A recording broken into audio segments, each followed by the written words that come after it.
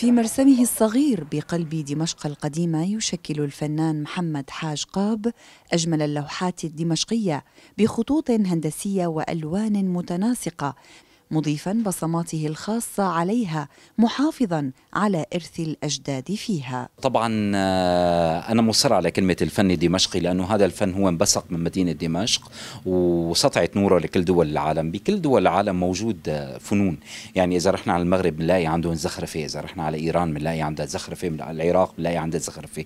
بس نوعية الزخرفة اللي موجودة عنا لا، نحن كتير متفردين فيها على كل دول العالم. لهذا السبب بكل متاحف العالم بنلاقي موجود بقلب المتاحف بيقولوا لك القاعة الدمشقية. لم يكن احتراف حاج قاب للفن الدمشقي محض الصدفة، وإنما بدأ شغفه عندما كان طفلاً، فأصر على تعلم الفنون الدمشقية على يد شيوخ الكار، بالإضافة إلى حرصه على صقل موهبته من خلال دراسته الأكاديمية. كانت مدرستنا بيت عربي قديم، فبتطلعي له ب8 درجات لحتى تطلعي للقاعة، قاعة الضيوف اللي كان بيسموها بالبيوت الشامية السلمليك. الصف تبعي كان الجدران والسقف كله زخرفه، فكنت اطلع على هذا الشيء اللي حلو اللي حواليه، يعني في مفردات حواليه انا ما بعرف شو هي.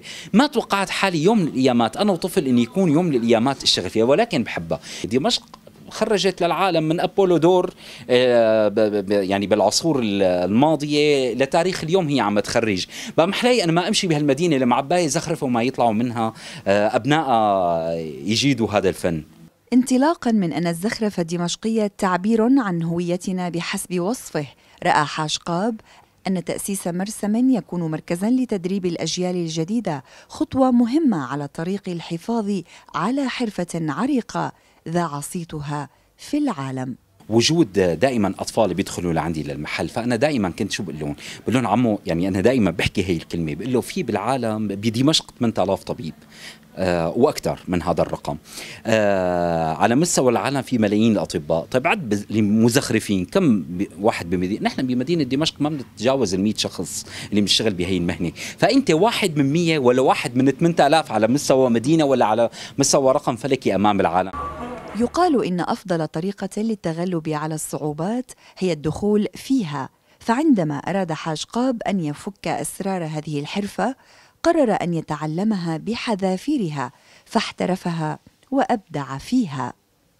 من طفل حالم تعلق قلبه بحارات وبيوتات دمشق القديمة المرصعة بالنقوش والزخارف، إلى رجل أكاديمي احترف مهنة الفن الدمشقي وأبدع فيها. لا رنخال دمشق الاتجاه